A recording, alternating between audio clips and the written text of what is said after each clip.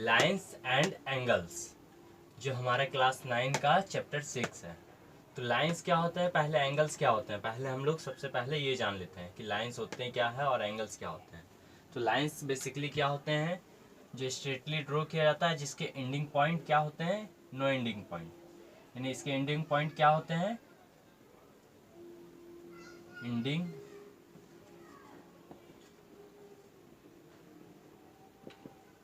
Point, और length कहा जाता है एंडिंग पॉइंट और लेंथ। लेंथ भी इसका मेजर नहीं कर सकते हैं, कांट मेजर। एंडिंग पॉइंट कितने होते हैं, जीरो एंडिंग पॉइंट होते हैं। दैट मीन्स कि यहाँ देख लीजिए, ये भी एक रे है जो आगे बढ़ती और जा रही है, और ये भी क्या आगे बढ़ रही है। ये कहाँ तक जाएगी हमें पता नहीं है, इसलिए क्या कर सकते हैं हम लोग, कांट मेजर। इसको क्या करते हैं हम लोग, मेजर नहीं कर सकते हैं। तो वी कैन नॉट मेजर, हम लोग इसको क्या नाप भी नहीं सकते हैं कि इसकी लंबाई कितनी है, इसका लेंथ कितना होगा और इसका क्या एंडिंग पॉइंट कितनी होगी। तो एंडिंग पॉइंट जीरो होता है, इसे ही क्या कहा जाता है, हम लोग कहते हैं लाइन। और इसमें से जब कट कर दिया जाता है तो ये हमारा बन जाता है रे, लेकिन जब इधर से भी कट कर दिया जाता है तो ये बन जाता है हमारा लाइन सेगमेंट। तो ठीक है, बेसिकली फॉर्मेशन ऑफ लाइन ये हो जाता हमारा कि लाइन का कितने पार्ट्स में बढ़ जाते हैं। तो लाइन बेसिकली 3 पार्ट्स में बढ़ते हैं। फर्स्ट ऑफ हो जाता है लाइन, सेकेंड क्या आता है हमारा रे, जब इसे कट करते हैं वन साइड से, किधर से भी, राइट से कट करें या लेफ्ट से कट करते हैं। लेकिन जब दोनों साइड से कट करते हैं, राइट एंड लेफ्ट, तब हमारा क्या बन जाता है, लाइन सेगमेंट। ये भी हमारा क्या है, लाइन सेगमेंट है। लेकिन अगर कंप्लीटली देखें तो हमारा ये क्या होगा, लाइन है। और इसे कट कर दिया जाए ए बी से तो हमारा 2 एंडिंग पॉइंट निकलता है, जिसे कहा जाता है लाइन सेगमेंट। लेकिन सिर्फ ए में कट करते हैं तो ये क्या कहला जाता है, हमारा रे। अब बेसिकली देखते हैं कि एंगल्स क्या होते हैं। एंगल्स किसे कहते हैं, तो हम लोग जानते हैं कि जहाँ 2 लाइन्स आपस में आकर मिलता है, यानी कि आपस में आकर कनेक्ट होती है, तो उसे क्या कहते हैं हम लोग, एंगल्स का वो लोग फॉर्मेशन करता है।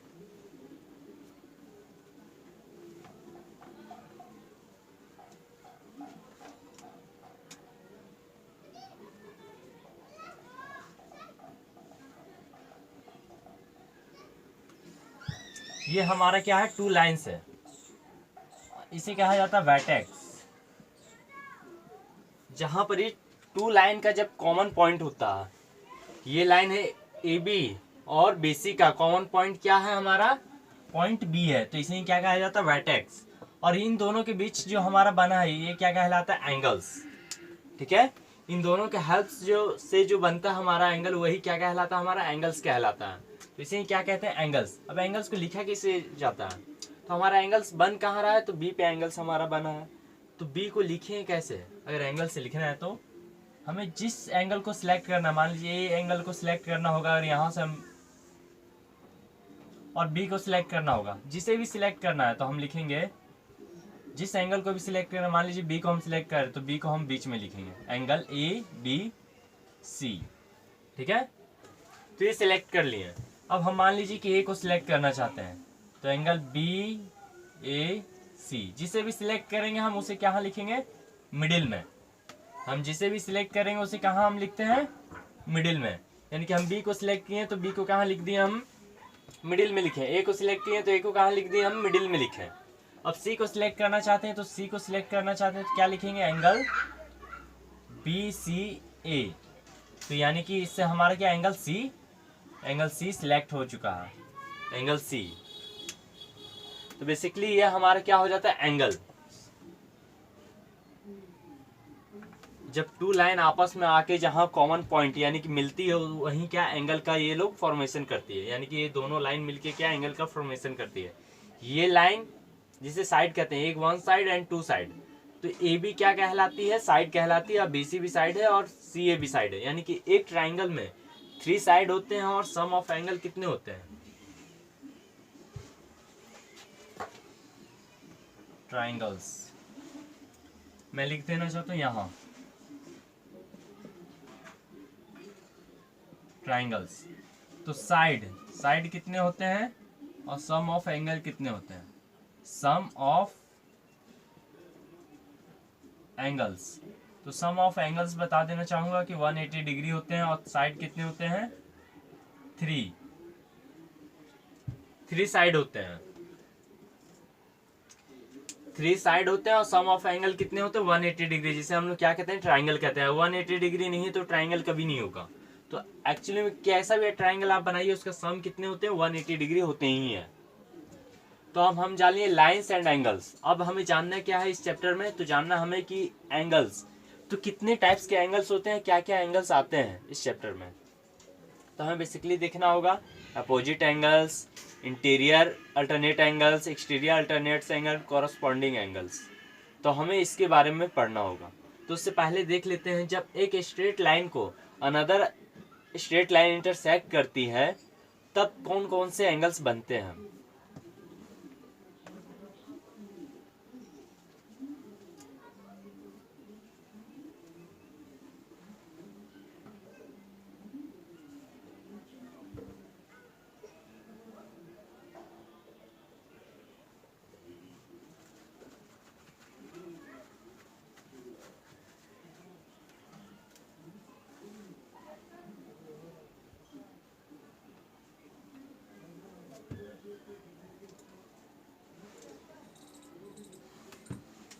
मान लीजिए कि ए बी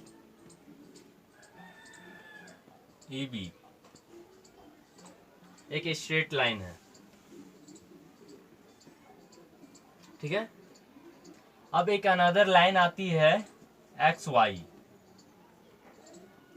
जो अनदर लाइन है हमारा, ये इसे क्या करती है, इंटरसेक्ट कर जाती है।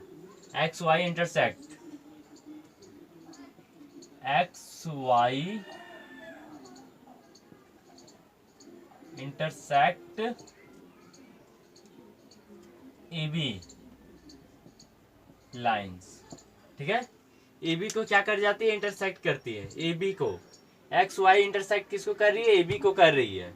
तो हमारे यहाँ पर कितने एंगल्स बने हैं, कौन कौन से एंगल्स क्या होंगे, आपस में इक्वल होंगे।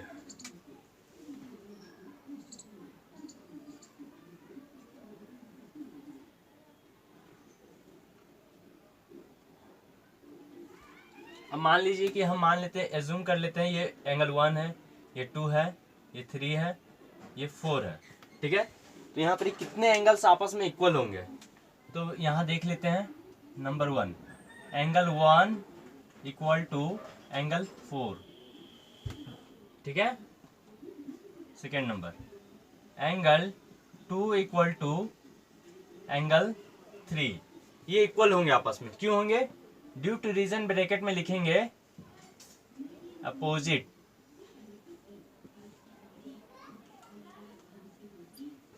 एंगल्स। ये क्या है, हमारे अपोजिट एंगल्स है। अपोजिट एंगल्स क्या होते हैं, हमेशा इक्वल होते हैं। अपोजिट एंगल हमेशा क्या होते हैं, आपस में इक्वल होते हैं। अब नेक्स्ट देखेंगे इसमें क्या आते हैं, ये भी क्या हो जाएगा, एंगल 2 इक्वल टू एंगल 3, ये भी अपोजिट एंगल्स, अपोजिट एंगल्स, ये भी हमारा क्या है, अपोजिट एंगल्स है। अब इसके बाद नेक्स्ट देखते हैं। नेक्स्ट इसमें क्या आएगा, लीनियर पेयर आपने सुना होगा, जिसे कहते हैं रेखिक युग्म। तो रेखिक युग्म क्या होता है, तो रेखिक युग्म यानी कि जिसका मान क्या 180 डिग्री हो, जिस कोनों का मान क्या होते हैं 180 डिग्री होते हैं, उसे ही क्या कहा जाता है, रेखिक युग्म कहा जाता है। यानी कि रेखा का 2 युग्म होते हैं, एक युग्म इधर बटा हुआ है, एक युग्म इधर बटा हुआ है। एक रेखा पे कितने सारे भी एंगल्स बन सकते हैं, तो उन सारे युग्मों को अगर जोड़ दे तो क्या कहलाता है, रेखिक युग्म कहलाता है। तो एंगल 1 प्लस एंगल 2, देखिए एंगल 1 और एंगल 2 को जोड़ देंगे तो इस एंगल और ये एंगल और ये एंगल आपस में मिलके क्या एक लाइन पे आ जाएगी, एक लाइन पे आ जाएगी, यानी कि लीनियर इक्वेशन हो गया, यानी कि रेखा एक बना लेगी। तो इन दोनों को लाइन को यानी इन दोनों एंगल को मिला देने से तब हमारा क्या बनेगा, एक लीनियर पेयर बन जाता है, यानी कि रेखिक युग्म। Angle 1 plus angle 2 equal to क्या आ जाएगा, इसका वैल्यू क्या होता है, 180 डिग्री होता है, 180 डिग्री ब्रैकेट में लीनियर पेयर, जिसे कह सकते हैं आप रैखिक युग्म, ठीक है। क्या कहा जाता है, रेखिक युग्म। तो यानी कि angle 1 equal to angle 2 equal to कितने हैं, 180 डिग्री। एंगल 1 प्लस एंगल 2 यानी कि एंगल 1 और एंगल 2 को जोड़ देने पे, ऐड कर देने से क्या हमारा बन जाता है, लीनियर इक्वेशन, यानी सॉरी लीनियर पेयर बन गया। यानी कि लीनियर पेयर बन जाने का मतलब क्या होता है कि ये दोनों को अगर एंगल को हम जोड़ देते हैं तो ऐड क्या, हमारा लीनियर का जो पेयर था वो लाइन बन चुका है। यानी कि एक लाइन जो होते हैं कितने, उसका वैल्यू कितने होते हैं डिग्री का, तो 180 डिग्री का वैल्यू होते हैं। ठीक है, तो यानी कि 180 डिग्री का ये है। अब इसके बाद नेक्स्ट देखते हैं, तो नेक्स्ट क्या है, angle 3 plus angle 4 equal to क्या होगा, 180 डिग्री। ब्रैकेट में सेम रीजन, यहां भी आपका सेम हो जाएगा, ये भी क्या हो कहलाएगा, लीनियर पेयर, क्योंकि ये दोनों भी मिलके नीचे भी तो वही बनेगी ना, उसी लाइन की है, तो ये भी 180 डिग्री का ही एंगल बनाएगी, तो 180 डिग्री। तो इसके बाद और देखिए, इसमें दो लीनियर पेयर और हैं, तो क्या होंगे वो,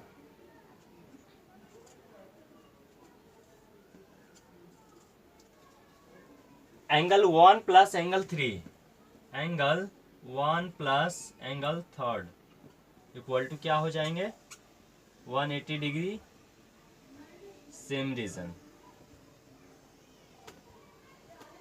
इस तरीके से नेक्स्ट आपका भी निकल जाएगा लीनियर पेयर।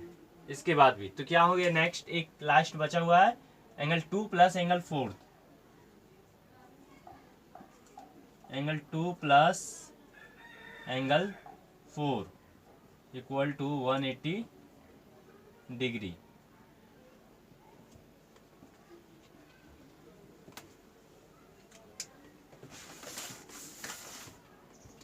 ये हमारा यहाँ तक हो चुका है, यानी कि हमने बेसिकली देखा क्या है इसमें, तो देखा हमारा क्या, एंगल 1 इक्वल टू एंगल 4 होते हैं। एंगल 1 इक्वल टू एंगल 4 क्यों होगा, तो ये आमने सामने क्या कहलाता है, अपोजिट एंगल्स कहलाते हैं, यानी जिसे विपरीत कोण भी कहते हैं। ठीक है, तो एकांतर कोण हो जाते हैं, ये एकांतर कोण क्या होते हैं, आपस में इक्वल होते हैं। ठीक है, एंगल 2 इक्वल टू एंगल 3, ये भी क्या है, एकांतर कोण है, अपोजिट एंगल्स ही है। अब इसके बाद क्या देखते हैं, लीनियर पेयर यानी रेखिक युग्म। रेखिक युग्म क्या होते हैं, जो एक रेखा पे जो एंगल्स बनते हैं उसको अगर जोड़ दिया जाए तो रेखिक युग्म कहलाते हैं।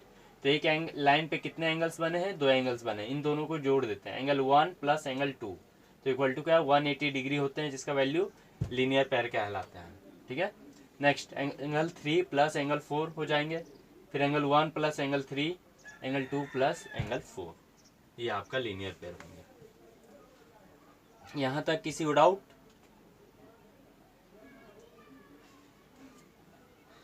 चलिए मैं इरेज करता हूँ।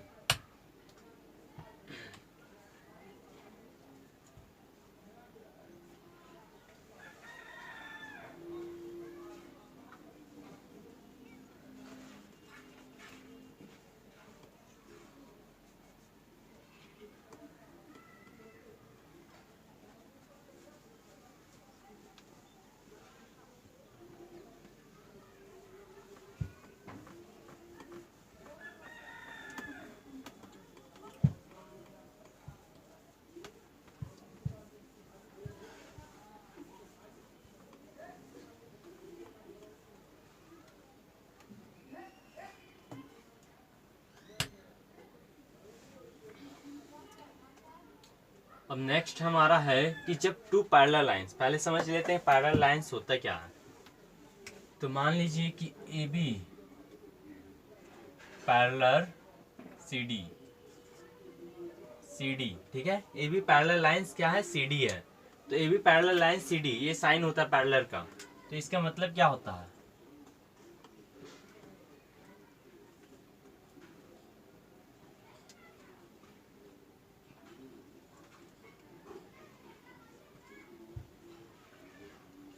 ए बी पैरेलल सी डी है हमारा। तो मान लीजिए यहाँ का जो डिस्टेंस होगा पैरेलल लाइंस का, मतलब एक एग्जांपल थ्रू समझते हैं, 10 सेंटीमीटर है, और यहाँ का भी जो डिस्टेंस होना चाहिए वो कितना होना चाहिए, 10 सेंटीमीटर। तब ये लाइन क्या कहलाएंगे, पैरेलल। यानी कि इससे क्या समझते हैं कि आरंभिक दूरी और अंतिम दूरी आपस में क्या होनी चाहिए, बराबर होनी चाहिए, तभी वो लाइन क्या कहलाएगी, समानांतर रेखा कहलाएगी। यानी कि स्टार्टिंग डिस्टेंस और एंडिंग डिस्टेंस आपस में क्या होनी चाहिए, इक्वल होनी चाहिए, both are equal, then we can say that it is a parallel line. Then हम लोग कह सकते हैं कि ये लाइन क्या है, हमारा क्या पैरेलल लाइंस है। तो ये लाइन हमारा पैरेलल लाइंस है कब, जब हमारा क्या होगा, स्टार्टिंग डिस्टेंस और एंडिंग डिस्टेंस आपस में इक्वल होगा, तब वो क्या कहलाएगी, पैरेलल लाइंस। अब इसके बाद ये देखते हैं ये लाइन क्या आपस में कभी मिलेगी, तो बिल्कुल नहीं मिलेगी। जब इसका स्टार्टिंग डिस्टेंस और एंडिंग डिस्टेंस आपस में इक्वल है तो कभी भी लाइन एक दूसरे को क्रॉस नहीं करेगी। अब इसको देखिए, जब इसको एक अनदर लाइन इंटरसेक्ट करती है, तो जब टू पैरेलल लाइंस को अनदर लाइन इंटरसेक्ट करेगी, ABCD is a parallel and XY intersect of this line।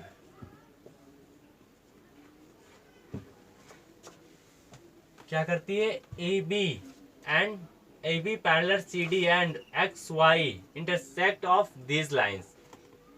XY क्या करती है, इंटरसेक्ट करती है। XY जो एक लाइन है, इन दोनों को क्या करेगी, इंटरसेक्ट करेगी। यानी कि इंटरसेक्ट मीन्स क्या, काटेगी। यानी कि जब इसे प्रतिच्छेद करेगी तब देखिए एंगल्स हमारा बनेगा, कुछ एंगल्स बनते हैं। तो अभी हमने देख लिया था, अगर मान लीजिए इसे हम कवर कर देते हैं इस लाइन को, तो हमारा ये लाइन का भी फॉर्मेशन हम देख चुके थे, यहाँ कौन कौन से एंगल बने और क्या लीनियर पेयर आया, क्या इक्वेशन। अब यहाँ देखेंगे सम।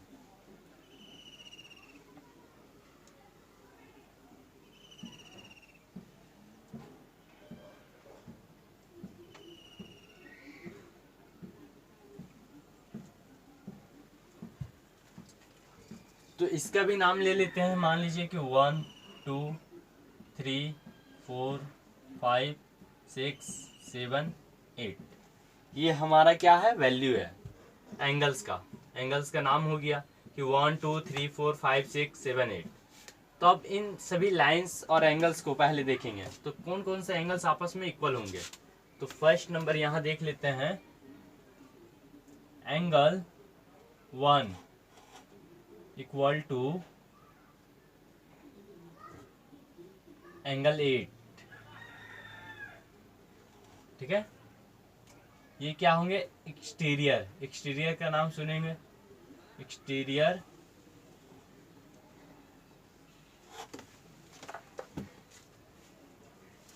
अल्टरनेट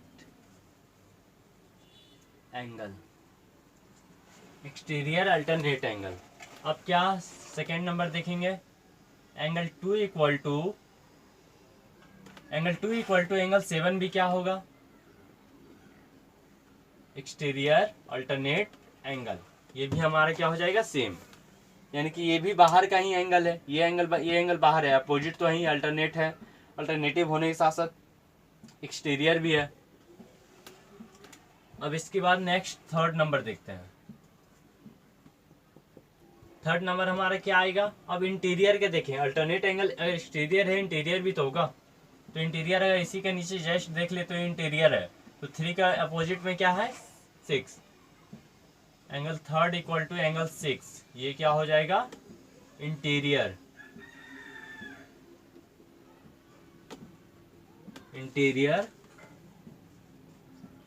अल्टरनेट एंगल, ठीक है, इंटीरियर अल्टरनेट एंगल। अब इसके बाद क्या, फोर्थ नंबर में अब एंगल 4 इक्वल टू भी एंगल 5 हो जाएगा, एंगल 4 इक्वल टू एंगल 5। ये भी रीजन क्या हो जाएगा, सेम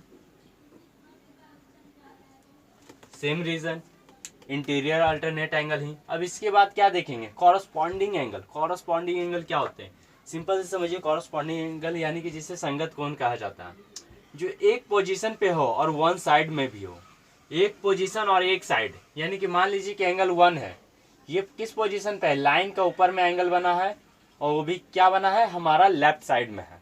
तो लेफ्ट साइड में देखेंगे, लाइन के ऊपर देखेंगे तो ये लाइन है, ठीक है, लेफ्ट साइड है, इस साइड में क्या, ऊपर देखेंगे, लाइन के ऊपर एंगल क्या बना है, 5।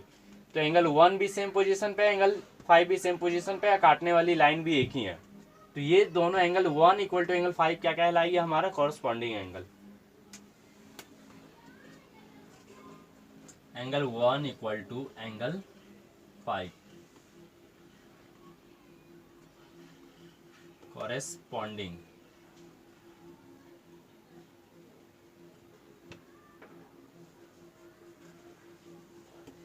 ये क्या है हमारा कॉरेस्पॉन्डिंग एंगल, यानी कि सेम पोजीशन और सेम साइड, ठीक है, या सेम डायरेक्शन भी बोल सकते हैं। सेम साइड सेम पोजीशन पे होना चाहिए। पोजीशन यानी कि ये ऊपर की ओर है तो ये भी एंगल क्या होनी चाहिए, लाइन के ऊपर ही होनी चाहिए।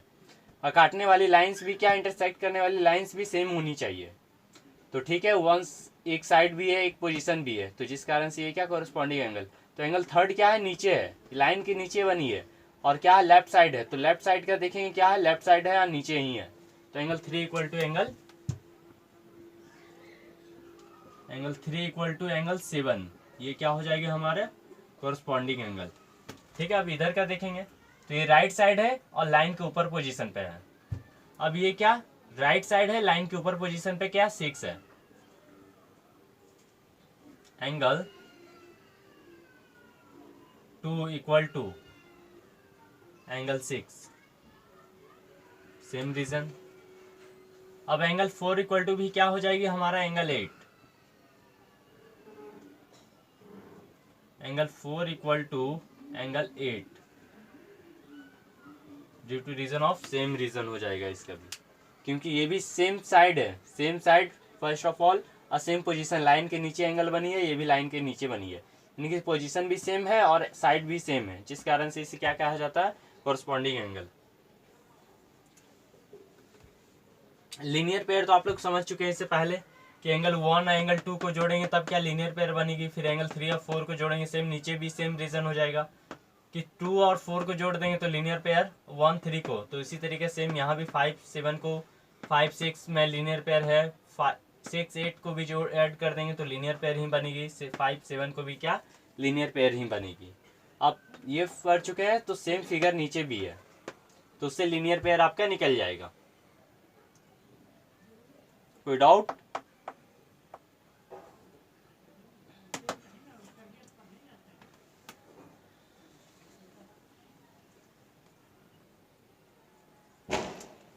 चैप्टर में बेसिकली हमारे फाइंड आउट करना होगा तो इसी बेस पे करना होगा कि कोई अल्टरनेट एंगल दिया गया होगा, कोई अपोजिट एंगल दिया होगा, कोई एक्सटीरियर अपोजिट एंगल्स में से निकालना होगा हमें एंगल्स, या फिर वैल्यू, या फिर इसके इक्वल क्या होगा। अगर मान लीजिए एंगल 1 दिया गया, इसके इक्वल क्या होगा, तो एंगल 6 आपका नहीं होता, एंगल 8 होता है। एंगल 4 इक्वल टू एंगल 5 होता है। फिर इसके बाद एंगल 4 इक्वल टू एंगल 8 भी होता है। ये देख सकते हैं क्यों होता है, ड्यू टू रीजन आपने देखा होगा फर्स्ट लाइन जब A B intersect X Y हुआ या सी डी हुआ, तब आपने देखा होगा अपोजिट एंगल्स आपस में इक्वल होते हैं। यानी 4 इक्वल टू 5 क्यों होगा, तो 8 इक्वल टू 5 होगा अपोजिट एंगल्स, जिस कारण से क्या 5 इक्वल टू 4 होता है।